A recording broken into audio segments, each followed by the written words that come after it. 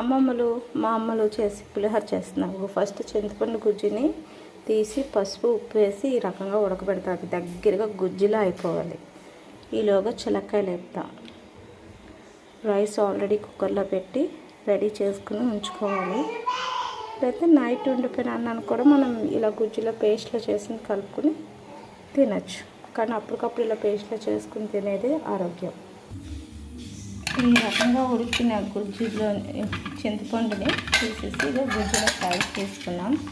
ఇలా చిక్కగా వచ్చిన గుజ్జుని మనం అన్నం ఇలా పొడిగా చేసుకుని ఉంచుకున్న అన్నాన్ని కుక్కర్ అన్నంలో మిక్స్ చేసుకోవాలి.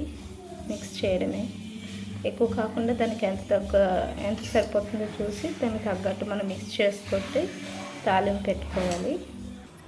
ఈ రకంగా ఆ గుజ్జుని కలిపేసి ఇలా ఒక సైడ్ ఉంచుకుంటే ఇది మనం కలిపేసి ఉంచినందుకు అది అలా మగ్గుతుంది. చాలా టేస్ట్గా ఉంటుంది. పులుపు కలిపేసి ఉంచండి. రైస్లో చింతపండుతో మనం అలా కలుపుకుని ఉంచుకున్నాం. చింతపండు ఉడకబెట్టినప్పుడే ఉప్పు పసుపు వేసి ఉడకబెట్టిన ఆ గుజ్జుని మనం కలిపితే అది అలా మనం అన్నంలో రైస్లో కలపడం వల్ల ఊరితే ఇంకా చాలా టేస్టీగా ఉంటుంది. ఇప్పుడు ఆయిల్ వేసిన ఆయిల్ మరుగుతుంది.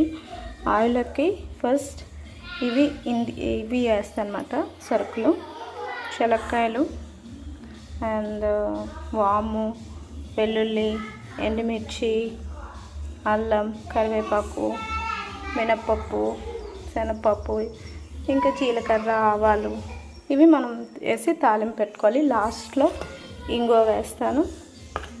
టేస్టీగా ఉంటుంది. అది వేస్తే చూడండి చిటపటలు అవుతుంది. అల్లం వేద్దాం. అన్నీ ఇలా ఫ్రై చేసుకోవాలి.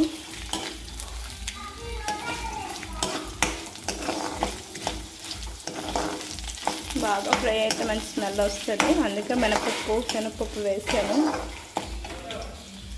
వేపించిన చెలక్కలు కూడా ఇందులో, అది వేరుశనగ అంటారు, పల్లీలు అంటారు, ఇవి వేసుకోవాలి. వాటర్ కూడా వేసి వేపాలి. అలా సిమ్లో వేపి దీన్ని అందులో మిక్స్ చేసేస్తే మనకి పులిహోర రెడీ.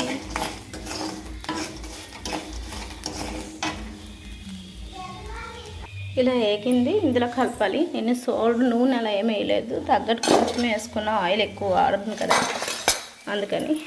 ఇలా అందులో మిక్స్ చేసుకుందాం. మిక్స్ చేసుకుంటే పులిహోర రెడీ. కలిపిన తర్వాత ఇలా ఉంది చూసారా. ఇప్పుడు నేను ఇందులో వడ్డించాను. పులిహోర రెడీ. నల్ల చింతపండు, పాత చింతపండు వల్ల మీకు ఇలా కనిపించిన టేస్ట్ మాత్రం అదిరిపోతుంది.